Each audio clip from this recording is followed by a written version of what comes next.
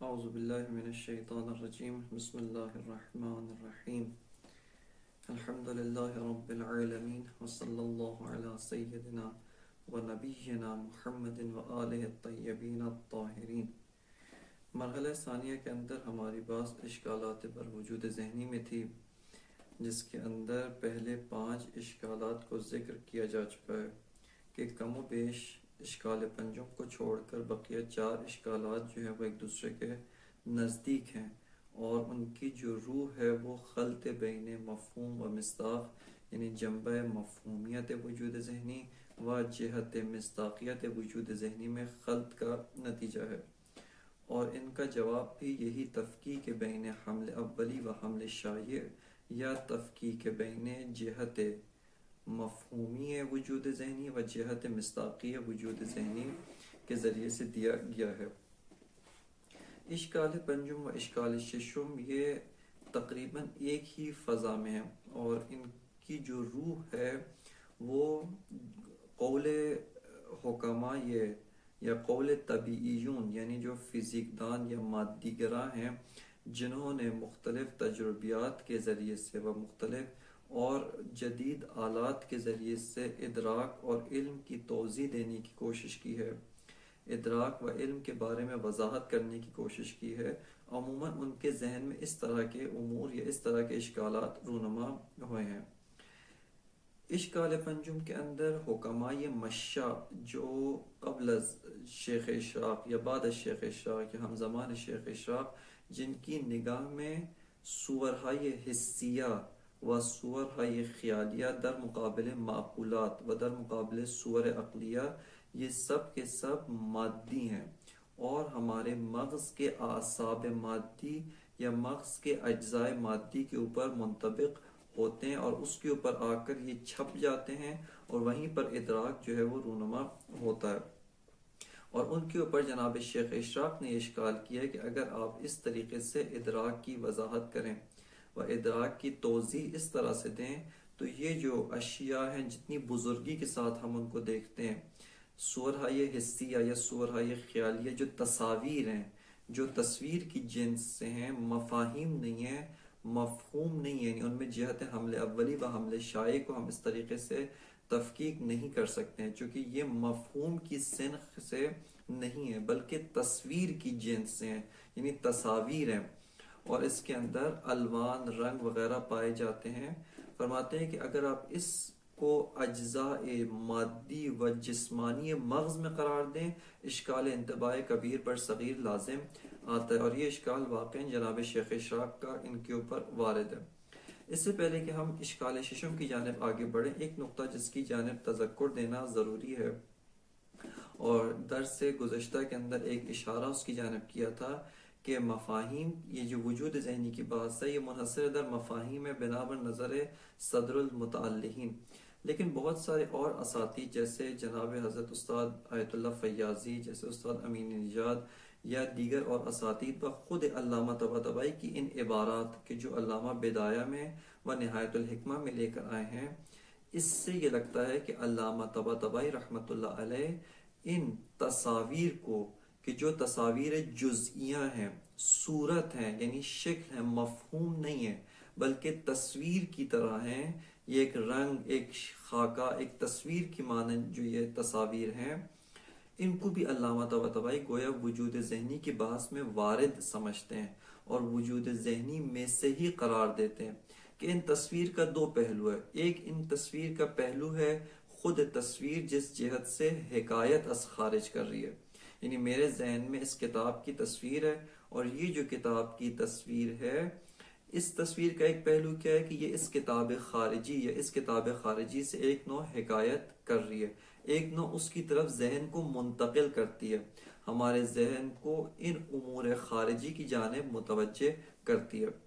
اس جہت سے ظاہراً علامہ یہ کہیں گے کہ یہ جو تصاویر ہیں یہ حکائی ہیں، حکایت کر رہی ہیں خارج سے، لیکن دوسری جہت سے دیکھیں یہ تصاویر قائم بالنفس ہے، میرے ذہن میں جو تصویر ہے وہ آپ کے ذہن کی تصویر سے فرق کرتی ہے، لہذا اس جہت سے یہ جنبہ مصداقیت رکھتے ہیں، اور ظاہراً ان اساتید کی جو فرمائش ہے اس کی اساس پر ہم اس بحث کو بھی یعنی ان تصاویر کی بحث کو بھی وجود ذہنی کی بحث کے اندر وارد کر سکتے ہیں اور اس کے اندر ہم داخل کر سکتے ہیں. لیکن بعض دیگر اساتید جیسے حضرت استاد یزدان پناہ حفظہ اللہ، ان کا اصرار یہ ہے کہ وجود ذہنی کی بحث اساسی طور پہ مفاہیم کے گرد گھومتی ہے، چاہے وہ مفہوم کلی ہو یا مفہوم جزئی ہو، لیکن بحث کلن وجود ذہنی کی جو بحث ہے وہ مفاہیم کے محور میں ہے. و تصاویر کو یہ بحث خارج جیسن تصاویر شروع سے ہی اس بحث میں داخل نہیں ہے اور ان کے اپنے استدلالات اس کے اوپر موجود ہیں. کہ یہاں کے اوپر صرف اشارہ کرنا مقصود تھا، وگرنہ تفصیلاً اس بحث کی گنجائش اپنے مقام کے اوپر اس کو دیکھنے کی ضرورت ہے.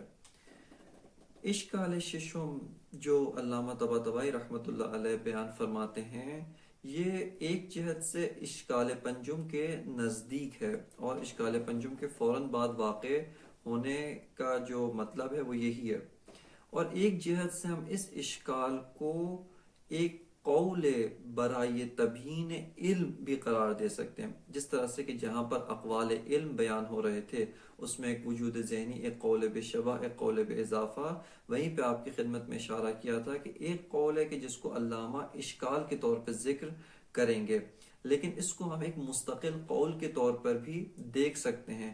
اور انہوں نے بھی آ کر علم کی وضاحت کرنے کی اور علم کیا ہے، حقیقت علم کس طرح سے رونما ہوتی ہے، اس کی توضیح دینے کی کوشش کی ہے. یہ قول علماء طبیعت یا طبیعیون، چاہے وہ طبیعیون قدیم تھے جنہوں نے تاریخ کے اندر گزشتہ ادوار میں جسمانی امور کے اوپر و طبیعی و جسمانی و فزیکی امور کے اوپر دقت کر کے وغور کر کے علم کی حقیقت کی وضاحت کرنے کی کوشش کی، یا طبیعیون جدید، اس فرق کے ساتھ کہ طبیعیون قدیم و فزیک دانان قدیم ان کے پاس جدید آلات موجود نہیں تھے، لیکن فزیک دانان جو جدید ہیں ان کے پاس جدید وسائل، جدید آلات موجود ہیں اور اس کے ذریعے سے وہ دقیق طور پہ ان امور مادی و انسانی مغز و ان کے اندر جو روابط موجود ہیں ان سب کو درک کر سکتے ہیں. یہاں پہ ایک نقطہ جس کی جانب توجہ کی ضرورت ہے کہ ایک دفعہ ہم علوم کو تقسیم کرتے ہیں، مثال کے طور پہ بایولوجی، کیمسٹری، فزکس. یہاں پر بایو در مقابلے کیمسٹری ہے، یا یہاں پر فزک در مقابلے دو علوم دیگر اور دیگر جس کے اندر علوم ہے.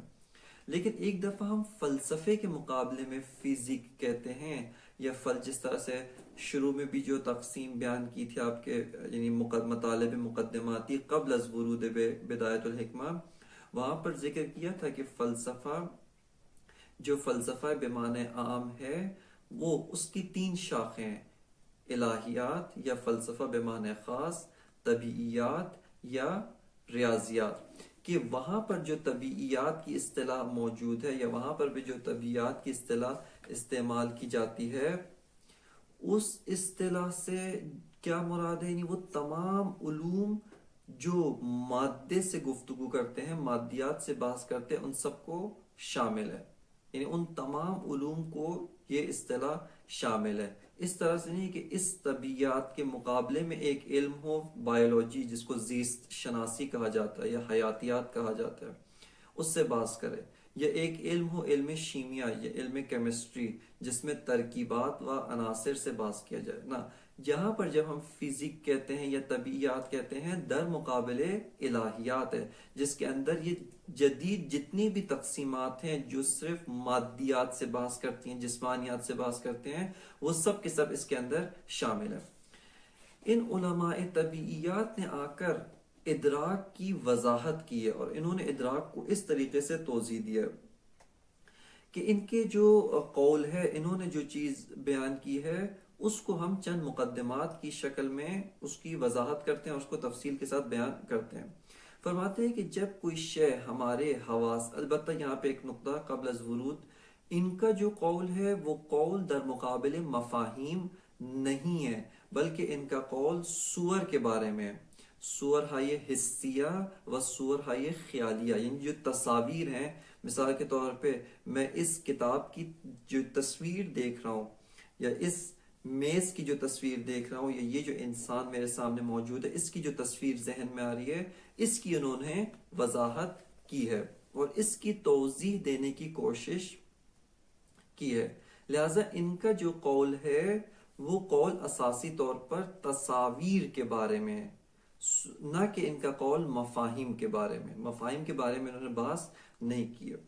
یہ لوگ کہتے ہیں کہ جب کوئی بھی شے ہمارے حواس کے مقابلے میں قرار پاتی ہے، جیسے مثال کے طور پہ میز جو میرے آنکھوں کے سامنے قرار پاتی ہے، فرماتے ہیں کہ ایک نور ہے جو نور اس میز سے نکلتا ہے یا میز سے ٹکرا کر آنکھوں میں قرار پاتا ہے. بس مقدمہ اول یہ کہ ایک شے جو آنکھوں کے سامنے قرار پاتی ہے یہاں پر نور واسطہ بنتا ہے، اور یہ میز اس کا جو عکس ہے، اس کی جو تصویر ہے یا اس کے بارے میں جو اطلاعات ہیں، فی الحال اس کو کوئی نام نہیں دیتے، وہ ہماری آنکھوں میں قرار پاتی ہیں. اس کے بعد فرماتے ہیں کہ یہ جو عکس، یہ جو نور آنکھوں میں ٹکرایا ہے، آنکھ کی جو پتلی ہے اس کے اوپر یہ نور جا کر منطبع ہوتا ہے، اس کے اوپر یہ نور جا کر چھپ جاتا ہے. وہاں سے یعنی مقدمہ دوم یہ کہ یہ نور جو اس چیز سے ٹکرا کر آنکھ میں آیا ہے یہ آنکھ کی پتلی کے اوپر چھپ جاتا ہے. اس کے بعد فرماتے ہیں کہ آنکھ کا جو نظام ہے، اس پتلی پر جو چیز بھی چھپتی ہے، اس پتلی پہ جو چیز بھی قرار پاتی ہے، پیچھے اعصاب کا نظام موجود ہے. اور یہ جو اعصاب ہیں، یہ جو مثال کے طور پہ اس کے پیچھے جو سسٹم ہے، یہ مغز کے ذریعے سے و ان اعصاب کے ذریعے سے ہوتا ہوا مغز تک جاتا ہے. اور یہ اعصاب اس نور کو، اس تصاویر کو جس طرح سے تصویر ہے اسی طرح سے لے کر نہیں جاتے، بلکہ ان کے اندر مثال کے طور پہ مبدل موجود ہیں. مبدل یعنی کنورٹرز موجود ہیں جو اس تصویر کو اپنے سسٹم کے مطابق کنورٹ کرتے ہیں.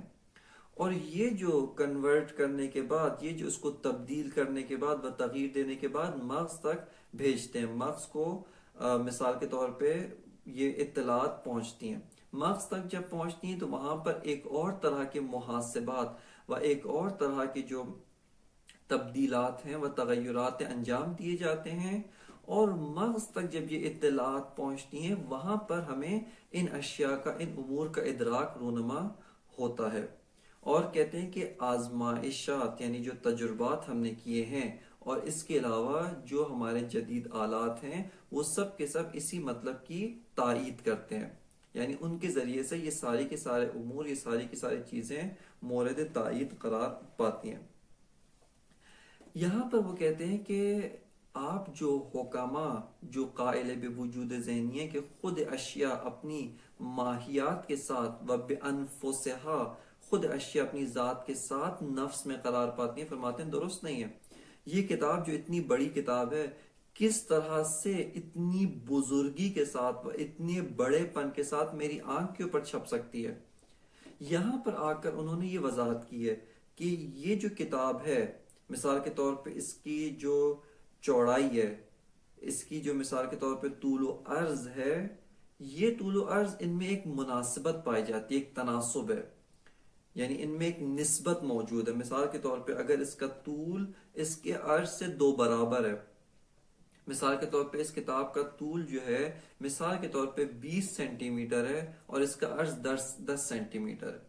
خوب اس طرح سے نہیں کہ پورا کا پورا 20 سینٹی میٹر اور 10 سینٹی میٹر کی کتاب میرے آنکھوں میں چھپ جائے، نہ، بلکہ ہمارے آنکھ میں یا مغز میں اس طرح کے آلات موجود ہیں جو اسی تناسب سے اور اسی نسبت کے ساتھ اس مکمل چیز کو چھوٹا کرتے ہیں، اتنا چھوٹا کرتے ہیں کہ آنکھ میں قرار پا سکے. چھوٹا کرنے کے بعد جب یہ آنکھ پر اس کا نور چھپتا ہے یا اس کی عکس وہاں پہ آنکھ میں قرار پاتی ہے، اس کے بعد سے تغیرات رونما ہوتی ہیں، تبدیلات رونما ہوتی ہیں. اور ان تبدیلات و تغیرات کے نتیجے میں اس کو مثال کے طور پہ الیکٹرک سگنل میں تبدیل کیا جاتا ہے. مغز اس کو الیکٹرک سگنل میں تبدیل کرتا ہے اور اس کو تیزی کے ساتھ مغز تک بھیجتا ہے کہ مغز ان الیکٹرک سگنلوں کو دریافت کرتا ہے، اور دریافت کرنے کے بعد وہیں پر ادراک رونما ہوتا ہے. لہذا فرماتے ہیں کہ ان خصوصیات کے ساتھ ادراک رونما ہوتا ہے. نہ یہ کہ جو آپ کہتے ہیں کہ بے عینی خود یہ اشیاء اور ان کی جو بے عینی ہی اسی طرح جس طرح سے یہ ہیں ہمارے نفس میں حاضر ہوتی ہیں، ہمارے نفس میں حاصل ہوتی ہے، وہاں پر ادراک رونما ہوتا ہے. کہتے ہیں اس طرح سے ادراک نہیں ہوتا، بلکہ 3-4 مراحل و چندین مراحل کے نتیجے میں تغیرات رونما ہوتی ہیں، اس طرح سے کہ وہ شے کہ جو خارج میں ہے اس شے کے ساتھ، یعنی وہ جو سگنل ہیں، وہ جو الیکٹرک سگنل ہیں، ان کا کوئی تناسب نہیں ہے. چونکہ یہ کتاب اس کو چھوٹا کیا، پہلے اس نے چھوٹا کرنے کے بعد آنکھ پہ آئی، آنکھ پہ آنے کے بعد اس نے تبدیل کیا، چندین دفعہ تبدیل کیا، الیکٹرک سگنلوں میں تبدیل کیا، وہ سگنل تھوڑے آگے جاتے ہیں مزید تبدیل ہوتے ہیں. اس طرح مغز تک پہنچتے پہنچتے کلن اس کی ہوویت اور کلن اس کی جو ذات ہے، جو چیز ہم نے خارج میں ہے، اس سے مکمل طور پہ تبدیل ہو جاتی ہے. لہذا یہ جو شے خارج میں ہے، اس کا اس چیز کے ساتھ کہ جو مغز تک پہنچی، آپس میں کسی قسم کی کوئی عینیت یا کسی قسم کی کوئی مماثلت اصلا موجود نہیں ہے. لہذا یہ جو آپ حکمہ، یہ اسلامی یا حکمہ کا قول ہے، فلاسفہ کا قول ہے کہ وجود ذہنی کے اساس پہ اشیاء بانفسہا، اپنی تمام ترزات و ذاتیات کے ساتھ نفس میں حاصل ہوتے ہیں، یہ قول درست نہیں ہے اور تجربہ اس قول کی تائید نہیں کرتا ہے. الاشکال السادس، علامہ فرماتے ہیں کہ ان علماء الطبیعت بینوا ان الاحساس والتخیل بحصول صور الاجسام المادیت بما لها من النسب والخصوصیات الخارجیت فی الاعضاء الحاسۃ وانتقالها الى الدماغ، فرماتے ہیں کہ ما لها من التصرف فیہا بحسب طبائعها الخاصہ. فرماتے ہیں کہ علماء طبیعت نے کیا بیان کیا؟ فرماتے ہیں علماء طبیعت نے یہ بیان کیا کہ احساس اور تخیل کہ ان کا جو تمرکز ہے علم میں، وہ علم حسی پر ہے اور علم خیالی پر. یعنی یہ جو تصاویر حسیہ، یہ جو ابھی خارج میں یہ میز دیکھ رہا ہوں، یا جب اس ارتباط با خارج کے منقطع ہونے کے بعد اس تصویر جس کو پہلے دیکھا تھا، جس کو پہلے درک کیا تھا، اپنے حافظے میں ابھی موجود ہے، اس کو دوبارہ ذہن میں لاتا ہوں، اس کو دوبارہ اپنے اندر زندہ کرتا ہوں، دوبارہ اپنے سامنے حاضر کرتا ہوں، اس کے اوپر انہوں نے تمرکز کیا. خود احساس اور تخیل کس طرح سے آتا ہے؟ بے حصول صور الاجسام المادیت بما لها من النسب والخصوصیات الخارجت فی الاعضاء الحاسۃ. فرماتے ہیں کہ یہ احساس اور تخیل اس طرح سے ہوتا ہے کہ جو اجسام مادیہ کی جو صور ہیں، ان کی جو تصاویر ہے، تصاویر غیر از مفہوم ہے. ہاں، تاکید یہاں پر اس وجہ سے کی جا رہی ہے کہ ان دو ساحتوں میں خلط نہیں کیا جانا چاہیے. تصویر غیر از مفہوم ہے، مفہوم غیر از تصویر ہے. ان میں کیا ہے؟ بما لہا من النسب والخصوصیات الخارجت فی الاعضاء، کہ ان میں جو ان تصاویر میں جو آپس میں نسبت موجود ہے، اس کا طول، اس کا عرض اور اس کے علاوہ جو دیگر نسبتیں موجود ہیں، ان نسبتوں کو محفوظ رکھتے ہوئے تصویر کو چھوٹا کیا جاتا ہے، اس کو کوچک کیا جاتا ہے. یعنی خارج میں تصویر 2 میٹر کی ہے، بقیہ جتنے بھی اس کے اندر رنگ ہے، اس کے اندر جتنا بھی مثال کے طور پہ اشکال ہے اور دیگر جتنی بھی چیزیں ہیں، ان سب کو اسی نسبت کے ساتھ، جو ان میں آپس میں ریشو ہے، جو نسبت ہے، اسی نسبت کو محفوظ رکھتے ہوئے اس کو چھوٹا کرتے ہیں. اسی نسبت کو حفظ رکھتے ہوئے اس کو ہم چھوٹا کرتے ہیں. یعنی ہمارے جو حواس ادراکی ہیں وہ خود بخود یہ کام انجام دیتے ہیں. وَإِنْتِقَالِهَا إِلَى الدِّمَاغ، اور اس کے بعد کہ یہ حواس میں واقع ہوتے ہیں، آلات حسیہ میں ہوتے ہیں، وہاں سے ان کو مغز کی جانب بھیجا جاتا ہے.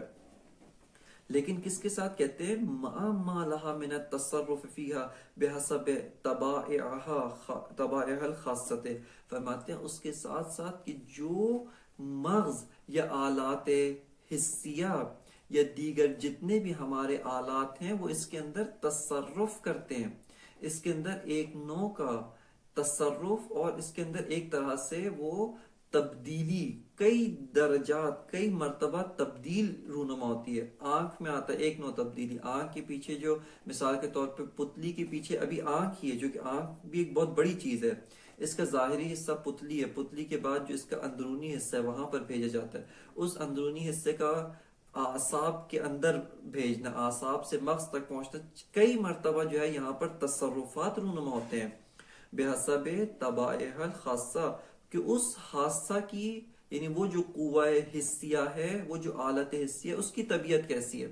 ممکن ہے آنکھ کا نظام یہ ہو، کان کا نظام کسی اور طرح سے، کہ یہ جو خارج میں جو ہوا کی موجیں ہیں جس میں آواز ہوتی ہے، جس میں یہ مختلف طرح کی آوازیں ہیں، یہ جو فریکوینسی کے ساتھ مختلف امواج ہوا ہیں، یہ کان کے پردے کے ساتھ ٹکراتی ہیں۔ اس کان کے پردے کا اندرونی حصہ، پھر اس اندرونی حصے سے ان کا اعصاب میں تبدیل ہونا، الیکٹرک سگنل میں تبدیل ہونا، اور اس تک پہنچتے پہنچتے، مغز تک پہنچتے پہنچتے، اس آلے کے حساب سے کئی مرتبہ یہاں پر تبدیلی و تغییر رونما ہوئی ہے۔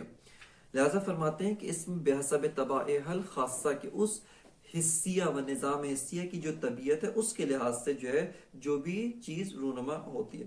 والانسان ينتقل الى خصوصیات مقادیرها وابعادها واشکالها بنوع من المقایسة بین اجزاء الصورة الحاسة عنده۔ فرماتے ہیں انسان، اس کو کیا چیز حاصل ہوئی ہے؟ اس کو جو چیز حاصل ہوئی ہے وہ یہ چھوٹی تصویر ہے، لیکن اس کے اندر نسبتیں موجود ہیں۔ یہ انسان آتا ہے، اس تصویر کے جو اجزاء ہیں ان میں آپس میں مقایسہ کرتا ہے، اور مقایسہ کرنے کے بعد یہاں پہ کچھ نوع کی حساب و محاسبات کرنے کے بعد، آپس میں قیاس کرنے کے بعد، وہ اصل جو چیز ہے، واقعیت خارج میں، اس تک منتقل ہوتا ہے۔ مثال کے طور پہ جیسا کہ آپ نے کئی مرتبہ دیکھا ہے کہ ایک تصویر ہے، جو عکس تصویر جو کھینچی جاتی ہے، کیمرے سے کھینچے، موبائل سے کھینچے، کسی بھی طرح سے تصویر کھینچتے ہیں۔ خوب ایک انسان ہے جو ایک بہت بڑے درخت کے پاس کھڑا ہے۔ خوب کس طریقے سے اس انسان کا قد 6 فٹ ہے، لیکن درخت مثال کے طور پہ 12 فٹ ہے۔ تصویر میں پورا 12 فٹ بما ہوا 12 فٹ نہیں ہے، چونکہ تصویر مثال کے طور پہ چند سینٹی میٹر سے زیادہ اس کا طول و عرض عمق نہیں ہے، اس کا طول و عرض جو ہے وہ چند سینٹی میٹر مربع سے زیادہ نہیں، لیکن اس میں کس طریقے سے دکھایا جاتا ہے کہ یہ انسان اس درخت کی نسبت آدھا قد رکھتا ہے، چونکہ درخت بہت بڑا ہے، اس کے آدھے حصے تک انسان ہے، اس کے ساتھ ایک چھوٹا سا پتھر ہے، اور اس کے ساتھ مثال کے طور پہ دو مثال کے طور پہ جو ہے سینٹی میٹر یا 2 انچ کے برابر گھاس ہے، جو بہت کم گھاس ہے۔ خوب ان اجزاء میں جب انسان مقایسہ کرتا ہے، ان میں جب آپس میں قیاس کرتا ہے، محاسبہ کرتا ہے، یہاں پر اس کو معلوم ہوتا ہے کہ درخت بہت بڑا ہے، اس سے آدھا انسان ہے، اس کے بعد پتھر ہے اس سے چھوٹا مثال کے طور پہ ایک کومپل ہے، ایک نہال ہے، اس سب سے نیچے کیا ہے؟ گھاس ہے جو بالکل زمین کے ساتھ چپکی ہوئی ہے۔ خب ان اجزاء اس صورت، یعنی یہ جو صورت ہے، یہ جو تصویر ہے، اس کے مختلف جو اجزاء ہیں، اس کے جو مختلف حصے ہیں، ان حصوں میں آپس میں مقایسہ کرنے کے نتیجے میں، ان میں آپس میں قیاس و محاسبہ اور ایک طرح کی کیلکولیشن و حساب کتاب کرنے کے بعد سے انسان اصل واقعیت میں جو چیز ہے، ان کی جو مقادیر ہیں، ان کی طرف متوجہ ہوتا ہے، ان کی طرف جو ہے وہ منتقل ہوتا ہے۔ بس فرماتے ہیں والانسان ينتقل الى خصوصیات مقادیرها وابعادها واشکالها بنوع من المقایسة بین اجزاء الصورة الحاصلة عنده۔ اور فرماتے ہیں کہ انسان اس تصویر سے خارج تک کیسے منتقل ہوتا ہے؟ اسی مقایسے کے ذریعے سے۔ علامہ فصلوہ فی محلہ، کہتے ہیں کہ جو علماء طبیعت نے اپنے مقام پر تفصیل کے ساتھ ان تمام چیزوں کو بیان کیا ہے۔ بس فرماتے ہیں وَمَعَ ذَلِكَ لَا مَجَالَ لِلْقَوْلِ بِحُضُورِ الْمَاهِيَاتِ الْخَارِجِيَّةِ بِأَنفُسِهَا فِي الْأَذْهَانِ۔ فرماتے ہیں کہ کوئی گنجائش باقی نہیں رہتی کہ خود ماہیات خارجیہ بے انفسها اپنی ذات و ذاتیات کے ساتھ اذہان میں منتقل ہوں، اپنی ذات و ذاتیات کے ساتھ، اور جس طرح سے وہ ماہیت خارج میں اسی طرح سے ذہن میں منتقل ہوں۔ فرماتے ہیں اس قول کی کوئی گنجائش باقی نہیں رہتی، چونکہ کئی مرتبہ تبدیلی و تغییر رونما ہوئی ہے، اور وہ اصل چیز اب ذہن میں باقی نہیں رہی ہے۔ علامہ فرماتے ہیں کہ یہاں پر ہمیں 2 چیزوں میں تفکیک کرنے کی ضرورت ہے۔ یہ جو علماء طبیعت نے بیان کیا ہے، یہ جو مراحل مادی ادراک ہیں، یعنی کوئی بھی ادراک حسی یا ادراک خیالی کے رونما ہونے سے پہلے یہ جو چیزیں ضروری ہیں، نور ہونا چاہیے مثال کے طور پہ، اور یہ جتنی بھی چیزیں ہیں علامہ فرماتے ہیں ان کے ہم منکر نہیں ہیں. اگر علم طبیعت میں اس بات ہو جائے خوب درست ہے، اس نے اپنی جگہ پہ اس بات کی ہے، لیکن یہ ادراک نہیں ہے. دقت کریں، علامہ یہ نہیں کہہ رہے کہ یہ جو علماء طبیعیات نے بیان کیا، یہ جو ہمارے مغز کے اندر یا ہمارے آنکھ کے اندر یہ جو نظام عصبی ہے، یا مغز کے اندر جو اعصاب کا نظام ہے اور دیگر جو سیلولہ ہیں، ہم ان کے منکر ہیں، ان کو نہیں مانتے. علامہ فرماتے ہیں اپنی جگہ پہ اگر ثابت شدہ ہے اور آپ تجربیات کے ذریعے آپ نے ثابت کر دیا، فبہا، خوب، آپ کو مبارک ہو، ہم آپ سے استفادہ کریں گے.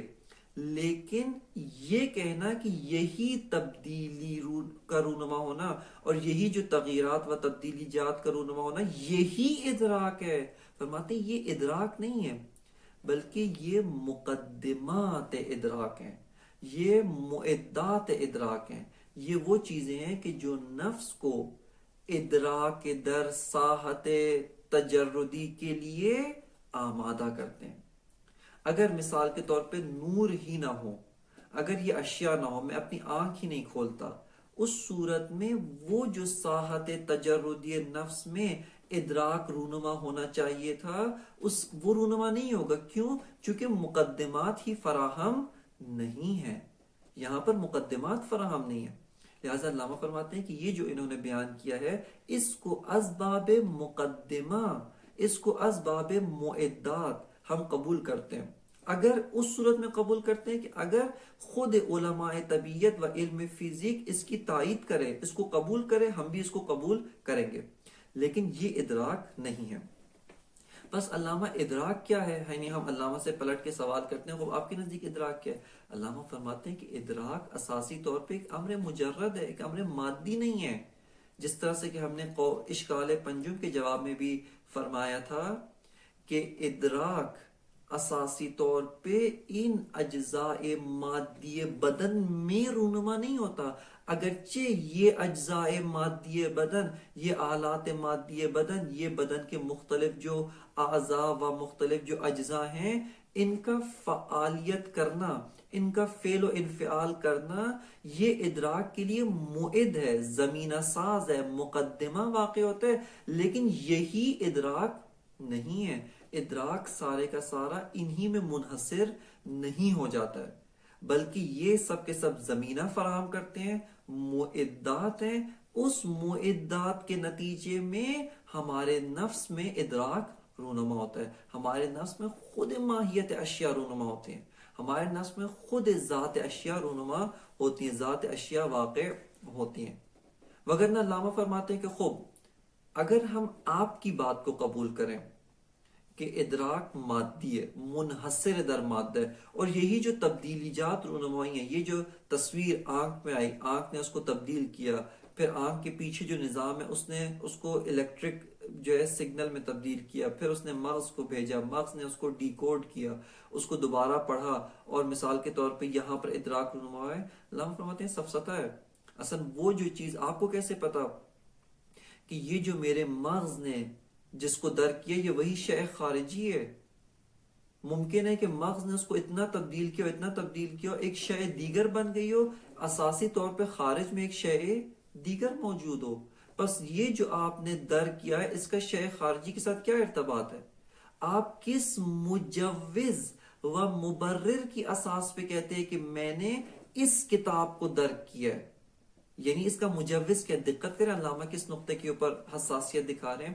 علامہ فرما رہے ہیں کہ آپ کا جو مجوز ہے، آپ کا جو مبرر ہے، جس کی اساس پہ کہتے ہیں میں نے اسی کتاب کو درک کیا ہے، میں نے خود اسی شے کو درک کیا ہے، وہ مجوز کیا ہے کہ ہم وجدانی طور پہ و بدیہی طور پہ پا رہے ہیں کہ ہم انہی اشیاء کو درک کریں، اور ہمیں اس کے درک ہونے کا یقین ہے.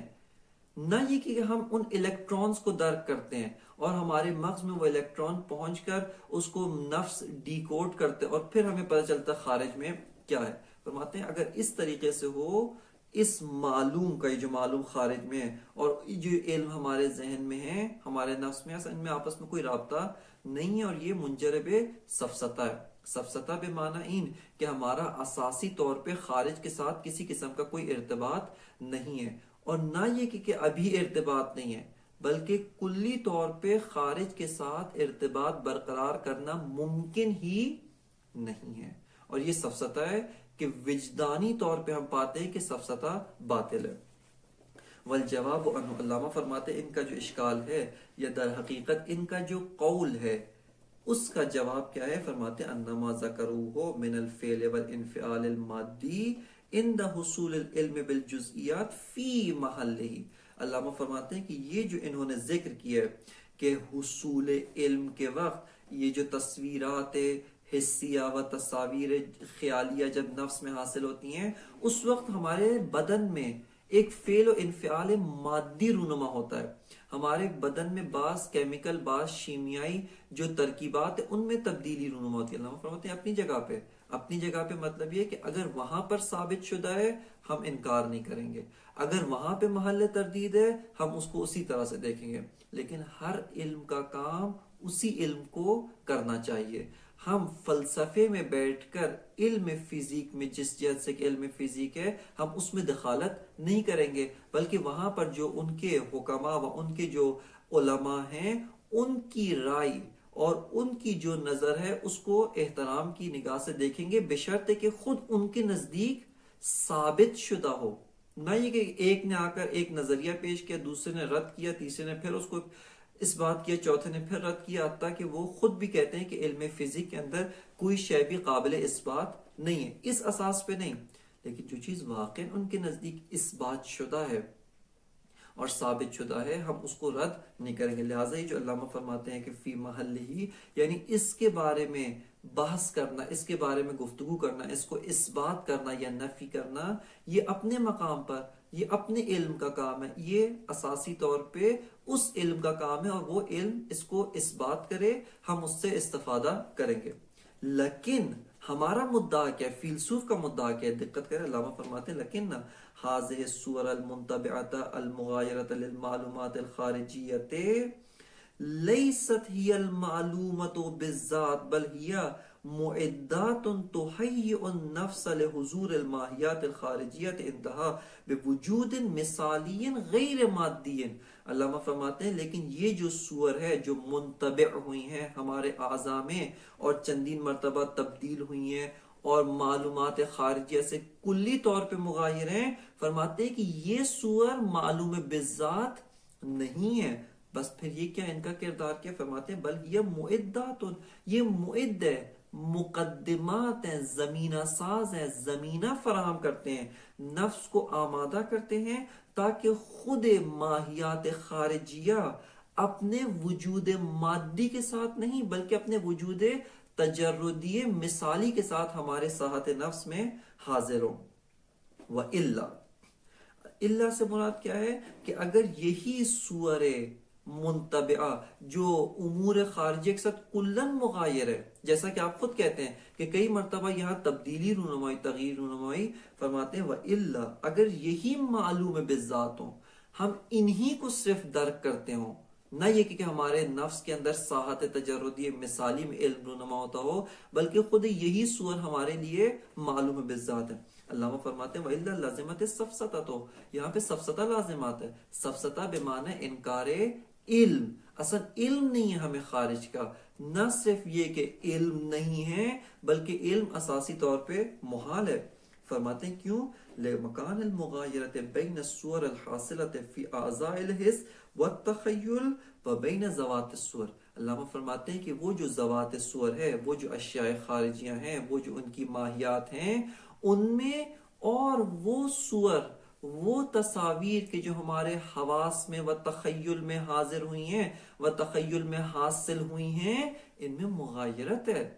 اصلا یہ جو نفس میں بطور مادی جو شے حاصل ہوئی ہے، جو آپ نے چندین مراحل کے مبدلات و تبدیلی جات کو ذکر کرنے کے بعد کہا، اس میں اور اس میں اصلا کوئی جہت سے اشتراک موجود نہیں. جب اشتراک موجود نہیں ہے، اس کا جو ذہن میں و مغز میں ہے، اس کا علم پیدا کرنے کے بعد آپ کس طرح کہتے ہیں کہ مجھے اس شے کا علم ہے، مجھے اس کتاب کا علم ہے؟ اصل آپ کو اس کا علم نہیں ہے، اور نہ یہ کہ اس کا علم نہیں ہے بلکہ جو وضاحت آپ نے دی ہے، اگر علم کو اسی میں منحصر مان لیا جائے، اصل علم رونما ہی نہیں ہوگا. بس فرماتے ہیں کہ وَإِلَّا لَازِمَةِ السَّفْسَةَ کیوں لمکان المغایرت بین الصور الحاصلت فی اعضاء الحس. کہتے ہیں کہ چونکہ وہ صور کے جو اعضاء و حواس میں حاصل ہوئی ہیں ان میں اور ذوات صور جو خارج میں ان میں اساسی طور پہ کوئی ارتباط موجود نہیں ہے، کلن مغایرت ہے. بل علامہ فرماتے ہیں یہی حاذا من اقوى الحجج على حصول الماہیات بانفسها عند الانسان بوجود غیر مادی. علامہ فرماتے ہیں کہ یہی جو آپ علماء طبیعیات نے علم کے بارے میں وضاحت دی ہے یہ خود اس بات پر بہترین دلیل ہے کہ ہمارے نفس میں علم بطور مادی نہیں ہے. کیوں؟ چونکہ کوئی بھی مادی چیز، دقت کریں اس علامہ کے نقطے میں بہت سارے نکات موجود ہیں کہ سب کو یہاں پر بیان نہیں کیا جا سکتا. اولا شیء مادی بما و مادی میں خاصیت حکایت موجود نہیں ہے. یہ کتاب خود کہتی ہے میں کتاب ہوں، اصل اس کتاب میں حکایت از قلم موجود نہیں ہے، کسی بھی اور شے سے حکایت کی خاصیت موجود نہیں ہے. اسی طرح کوئی بھی شیء مادی، کوئی بھی امر مادی، کوئی بھی ذات مادی اس جہت سے کہ جس جہت سے مادی ہے اس میں خاصیت حکایت موجود نہیں. ثانیاً یہ امر مادی دوسرے امر مادی سے کاملاً منقطع ہے. اس امر مادی کا اس امر مادی سے کوئی تعلق نہیں ہے. کس جہت سے تعلق نہیں ہے؟ اسی جہت علم سے، وگرنہ جہات دیگر سے تعلق ہے وہ مورد باس نہیں ہے. مورد باس کیا ہے؟ یہ جو شے مادی ہے یہ خود شے مادی ہے. اس کتاب مادی کا از لحاظ علم و از لحاظ حکایت و از لحاظ بیان شیء دیگر اس میز کے ساتھ کوئی تعلق نہیں ہے. میز کا کرسی کے ساتھ کوئی تعلق نہیں ہے. کرسی کا مثال کے طور پہ اس کارپٹ کے ساتھ کوئی تعلق نہیں ہے. لہٰذا اگر آپ کہتے ہیں کہ علم فقط مادی ہے، یہ جو میرے مغز میں سیلول موجود ہیں اس کے اندر جو الیکٹرانک ویوز موجود ہیں، اس کے اندر جو مثال کے طور پہ اور جو پیغام اور کوڈز کی شکل میں پیغام موجود ہے، اگر صرف جنبہ مادیت کے ساتھ نگاہ کریں اس کا اس کتاب کے ساتھ اساسی طور پہ کوئی تعلق و کوئی ارتباط نہیں ہے. کیوں؟ چونکہ اس میں اصل خاصیت حکایت نہیں ہے. اگر خاصیت حکایت بالفرض مان بھی لیں وہ شے مادی ایک شے مادی ہے، وہ اس کے ساتھ کسی طرح کا کوئی ارتباط نہیں رکھتی ہے. بس فرماتے ہیں بل ہاذا یہ جو خود آپ نے بات کی ہے من اقوى الحجج على حصول الماہیات بانفسها، یہی جو مغیرات و تبدیلات و جو تغییرات کے اساس پہ آپ نے علم کی توضیح دی ہے یہ خود اس مطلب کے اوپر بہترین دلیل ہے کہ ماہیات بانفسها عند النفس حاصل ہوتی ہیں بوجود غیر مادی ہیں، لیکن اپنے وجود مادی کے ساتھ حاضر نہیں ہوتے ہیں بلکہ وجود غیر مادی کے ساتھ حاضر ہوتے ہیں. فإن الوجود المادیہ لہا کیفما فرض لم یخلو عن مغایرت ما بین الصور الحاصلت و بین الامور الخارجیت ذوات الصور. علامہ فرماتے ہیں کہ وجود مادی کو آپ کسی بھی طرح فرض کریں، چاہے کیسے بھی فرض کریں، ان امور مادی و صور مادی جو نفس کے نزدیک حاضر ہوئی ہیں اور ان اشیاء کے جو خارج میں موجود ہیں ان میں مغایرت موجود ہے. اشیاء مادی کی خاصیت ہی تغیر ہے، اصل ان میں جنبہ اشتراکی موجود نہیں ہے. فرماتے ہیں کہ فَإِنَّ وجود المادی وجود مادی لہا کیف ما فرض، اس کو کسی بھی طرح آپ فرض کریں، یعنی وجود المادی لہا یہ جو سور بطور مادی ہیں ان کا وجود مادی کسی بھی طرح سے آپ تصویر کریں یہ مغایرت سے خالی نہیں ہے ذوات سور کے ساتھ. یہ جو صاحب سور ہیں، جو سور ہے خارجیاں ہیں، ان میں اور یہ جو سور مادی اندر نفس ہے ان میں مغایرت موجود ہے. ولازم ذالک السفسطۃ ضرورتاً. علامہ فرماتے ہیں کہ اس کا لازمہ کیا ہے؟ سفسطہ بالبداہت و بالضرورہ، اس کا لازمہ جو ہے وہ سفسطہ ہے. اب یہاں پہ ممکن ہے کوئی پلٹ کر علامہ پہ اشکال کرے کہ یہ جو آپ کہتے ہیں کہ دو اشیاء مادی ان میں کوئی تعلق نہیں ہے اور ایک شے مادی اساسی طور پر اس شے مادی دیگر سے کوئی تعلق نہیں رکھتی. خب یہ جو ایک تصویر ہے جو تصویر چھپ کے آتی ہے، مثال کے طور پہ تصویر ہے، یہاں پہ مثال کے طور پہ آپ کے ہاتھ میں آپ کے والد کی تصویر ہے، آپ اس تصویر کو دیکھتے ہیں اور منتقل ہوتے ہیں کس کی طرف؟ آپ کا ذہن منتقل ہوتا ہے اپنے والد کی طرف۔ مثال کے طور پہ اتنے بوڑھے ہو گئے ہیں، داڑھی سفید ہو گئی ہے، مثال کے طور پہ اس طرح سے، اب یہ کس طریقے سے ہے؟ اس کا اس کے ساتھ کوئی تعلق نہیں ہے۔ یہاں پہ بھی علامہ پلٹ کے جواب دیں گے کہ یہ جو تصویر ہے، اس تصویر کا آپ کے والد کی جو حقیقت ہے اس کے ساتھ کوئی تعلق نہیں ہے۔ یہ تعلق کہاں رونما ہوتا ہے؟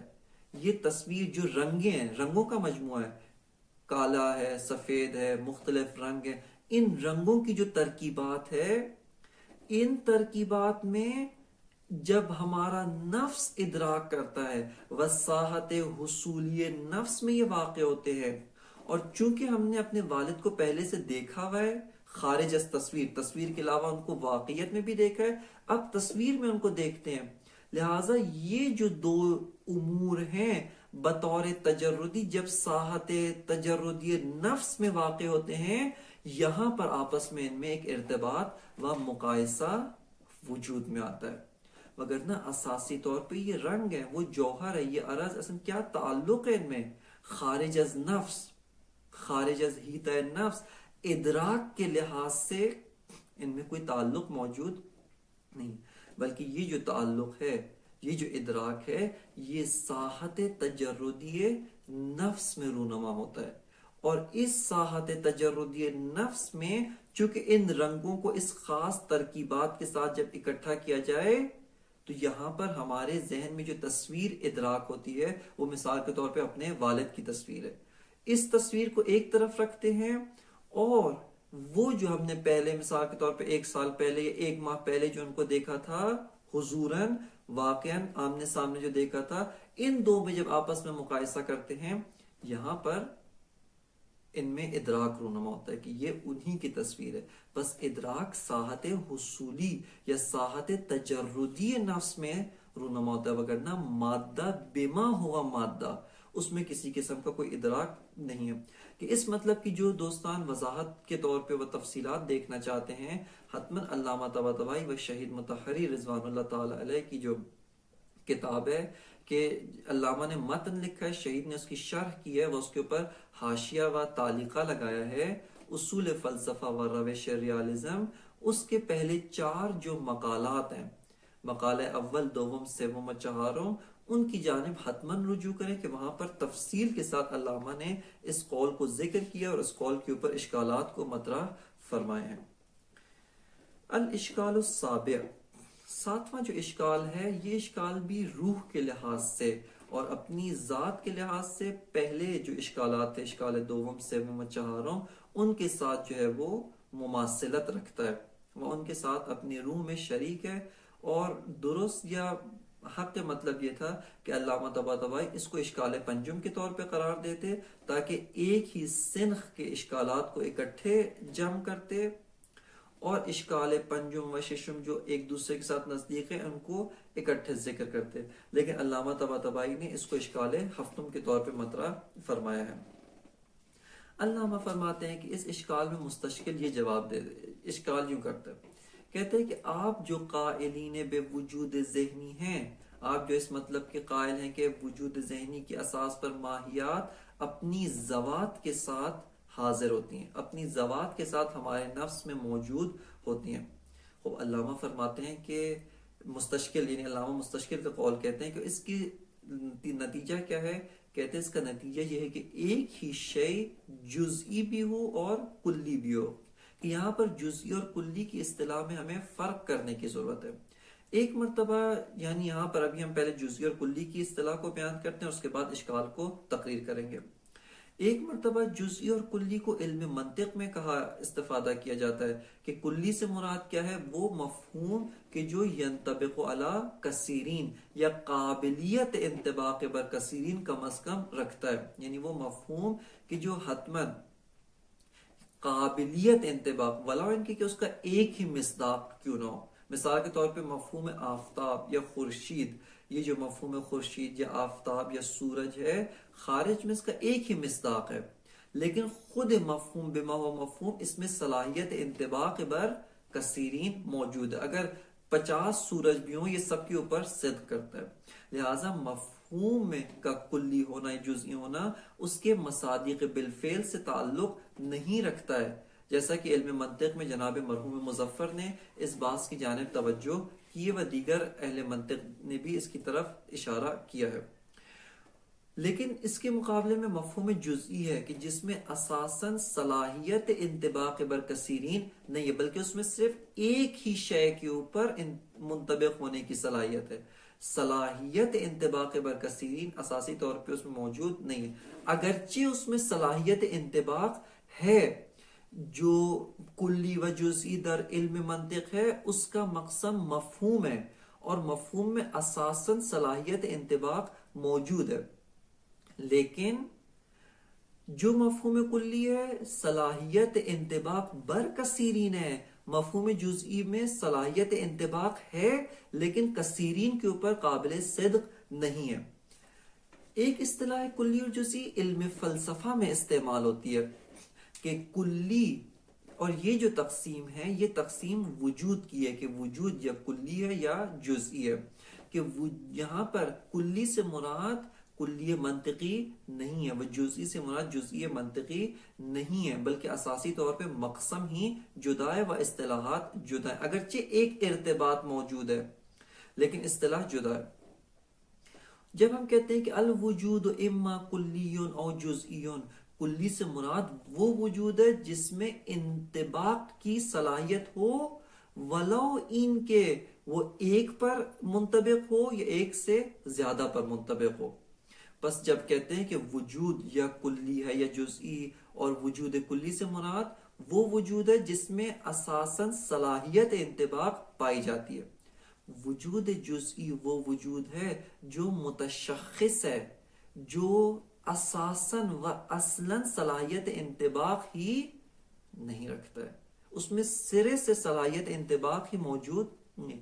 مثال کے طور پہ ایک کتاب، اس میں اساساً صلاحیت انطباق موجود نہیں ہے. یہاں پر جو اشکال ہے مستشکل کا وہ کلی اور جزئی بر اساس اصطلاح فلسفی ہے، لیکن علامہ کی عبارت میں ایک گویا مثال کے طور پہ اس طریقے کا ہمیں شائبہ ملتا ہے کہ یہ اشکال جزئی اور کلی منطقی پر کی اساس پر کیا جا رہا ہے، جبکہ ایسا نہیں ہے. یہ اشکال اساسی طور پہ کلی و جزئی بر اساس اصطلاح فلسفی کیا جا رہا ہے.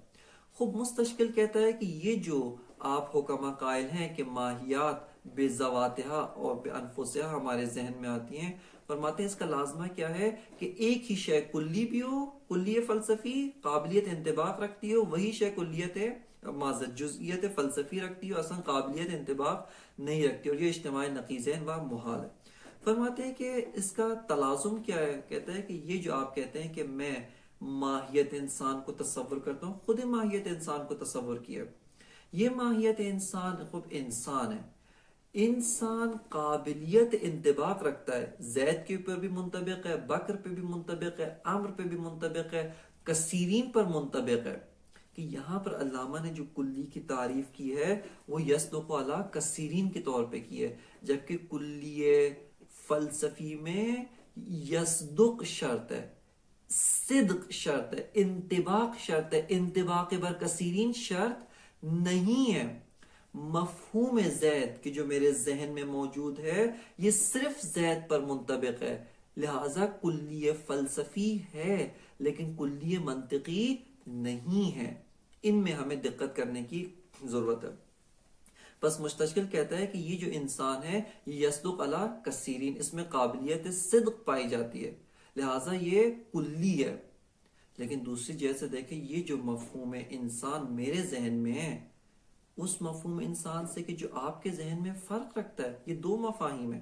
میرے ذہن میں جو مفہوم انسان ہے اس مفہوم انسان سے الگ ہے جو آپ کے ذہن میں، بس یہ جزئی ہے، متشخص ہے، میرے نفس کے ذریعے سے قائم ہے، آپ کے نفس کے ذریعے سے قائم نہیں ہے. اس مفہوم سے کہ جو آپ کے نفس کے ذریعے سے قائم ہے فرق رکھتا ہے، بس جزئی متشخص ہے.